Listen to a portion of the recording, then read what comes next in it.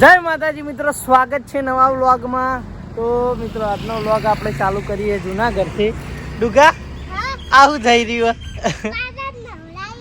તું જ નવરાય, તું ચમ શેટે ઉભી તાર માસી નવરાવ હાબુ તો તું નવરાય લે ટપે ટપે નવરાય લે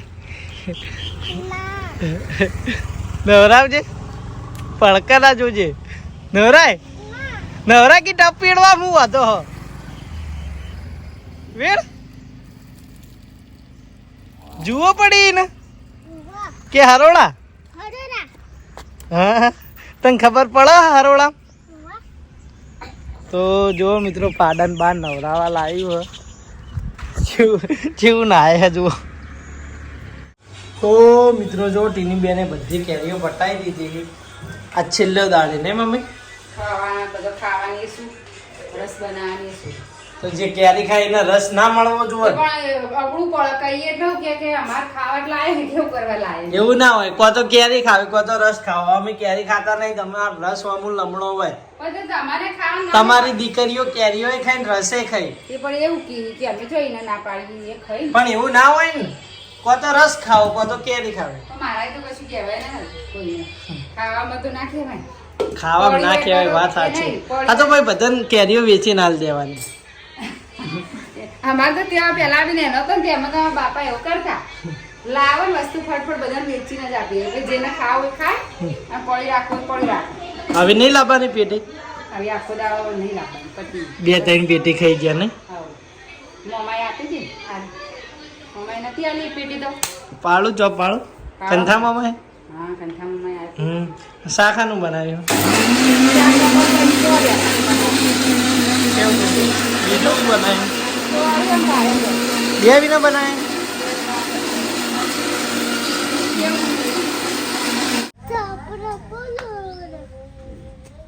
બટન તો વાંકવા દે ઘંટી ડોસ્યો વાળી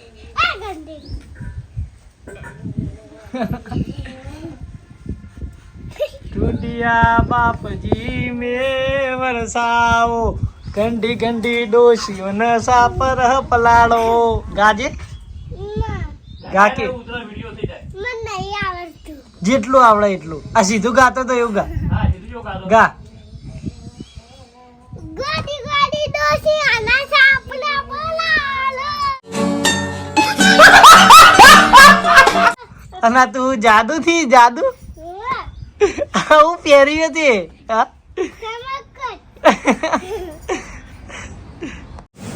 યા ડુગા તાર કોણ ખાવા એક આઈસ્ક્રીમ ખાવી આનો વિચાર કરી આઈસ્ક્રીમ ખાવી કોણ ખાવો ને આ ઠંડુ ખાવું આવી આ પીવું ઠંડુ ખાવું છો તો તાણે ખાવું કોણ ખાવો કોણ આઈસ્ક્રીમ ખાવી આ રેડ આઈસ્ક્રીમ ખાઈ બસ યા ડુગા તું તો આઈસ્ક્રીમ કહેતી હતી પછી તો મારી કેન્ડી લીધી હા લે કોણ ખાવો હોય તો હા કોઈ ખાવું ઘેર જઈને તો મિત્રો દીદી મેં એક વીક કહારી હે તો રસ્તામાં કોઈ વસ્તુ ખાવાનું નહીં, બાકી તું મોડી થઈ જઈશ એટલે હવે એરી ઘેર ખાવાનું જ કે રસ્તામાં ખાવું ચમ રસ્તામાં ખાવા એવું થાય લે હાડો તાણ ઘેર જઈને ખાવું હેડો। તો મિત્રો આપણે આવ્યા હા આપણા લોકેશન ઉપર, કારણ કે લાલભાઈ એક કારીગર બોલાયા છે પકોડીના, જૂના ડીસાના પ્રખ્યાત કારીગર છે પકોડીના। તો એ આવ્યા છે લાલભાના ઘરે અને બધાને ચેલેન્જ કરાવે।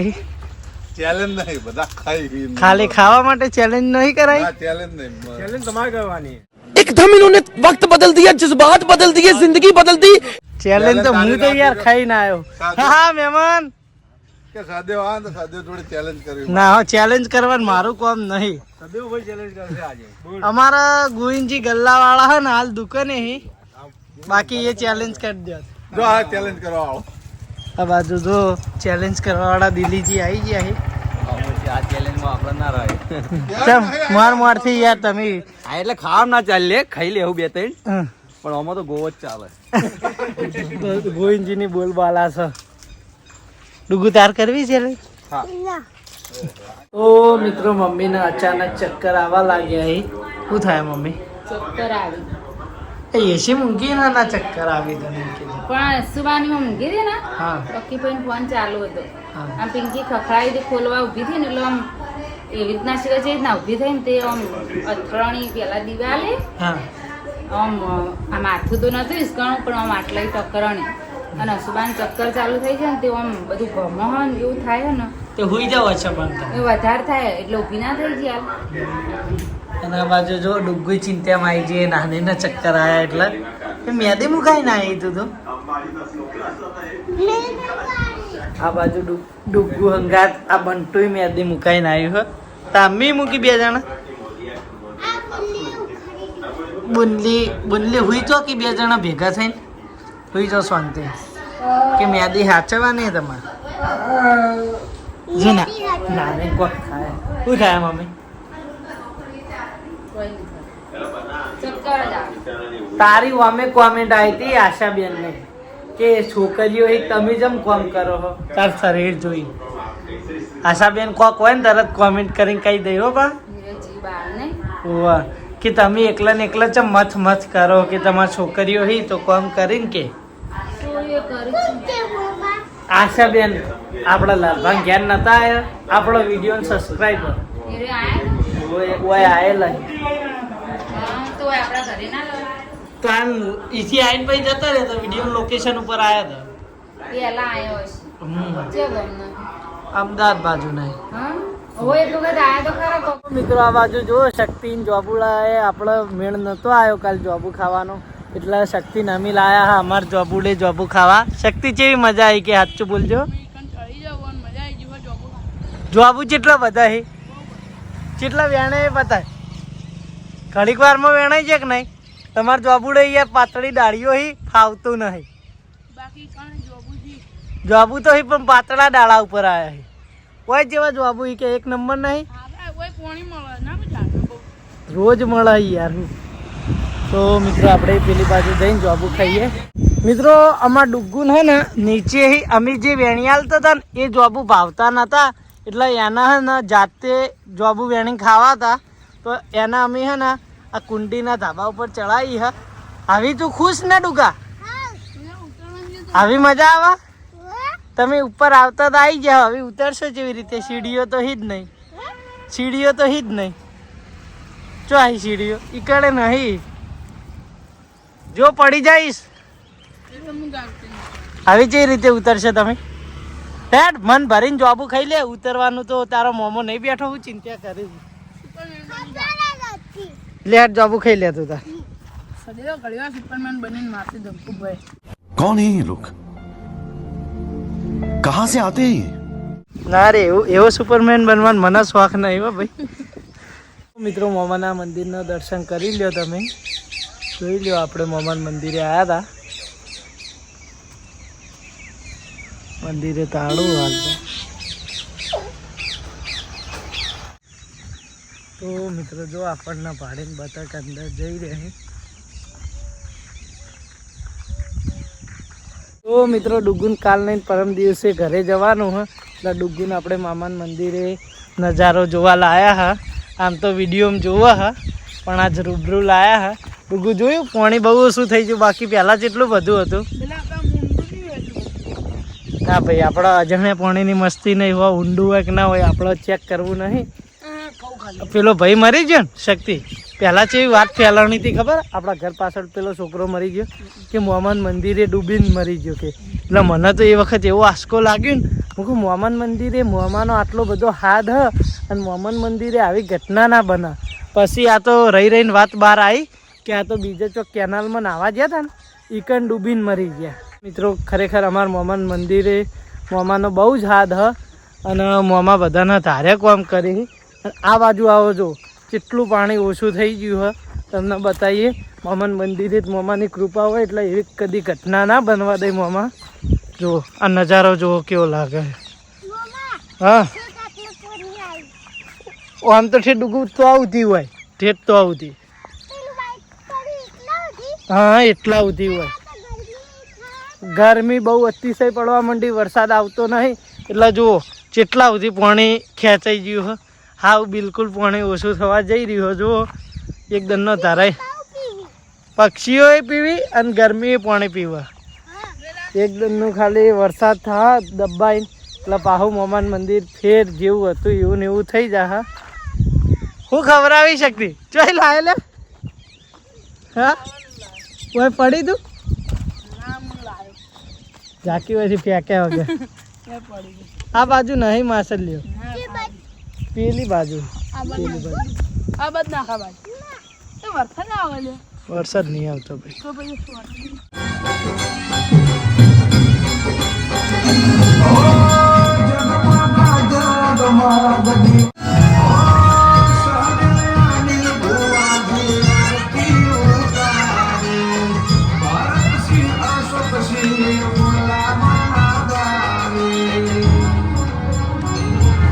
તેની બેન રેડી થઈ ગયું તમે?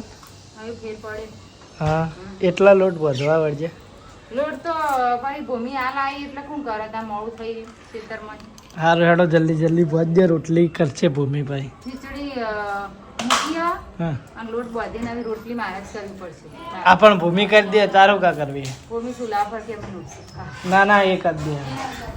તો જો આ બાજુ ખીચડી થઈ જઈ, શાક વઢાય. હા શાકનું બનાવવાનું તમને ભાવશે એ જ ઉપાડી મોટી ચાલશે જે હશે બનાવી દેશે. થઈ રહ્યો હા હા મરચું પાડો ચટણી હા બના તમને ભાવશે કરીએ છે. હા બનાવી દે. હા થોડી ચટણી ઘરવાળાને જે કરવું એ કરી આપણા ખાઈ અને આપણા ઠેકાણે. કોઈને આગળ વધારાની મગજમારી કરવાની નહીં.